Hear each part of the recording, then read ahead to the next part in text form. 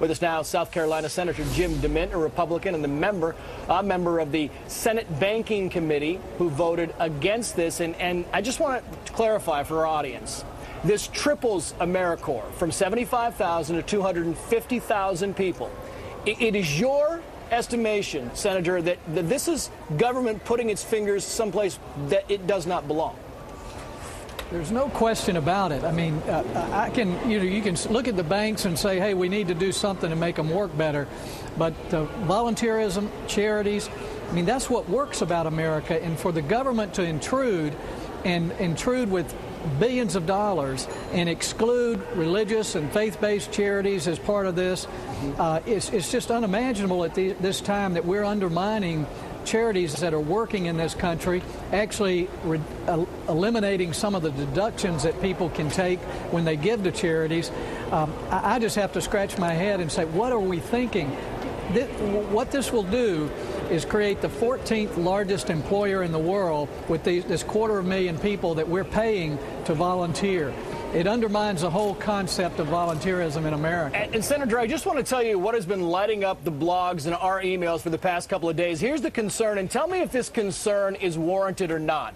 This Service America Act calls for the appointment of a Congressional Commission on Civil Service. It goes on to say, and I'm quoting here, that will examine the effect on the nation of all individuals in the United States being required to perform a certain amount of national service, and whether mandatory service requirements for all young people could be developed. It's the next step toward mandatory volunteer work.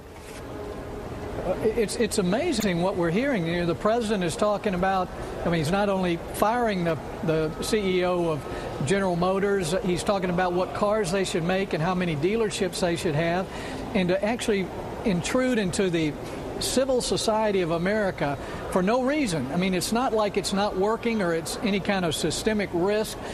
It's the part of America that's really working, and to force people to volunteer violates the main principles of selfless giving to others and community service.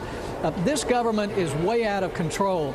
It's intruding into all areas of our life, our culture, our business.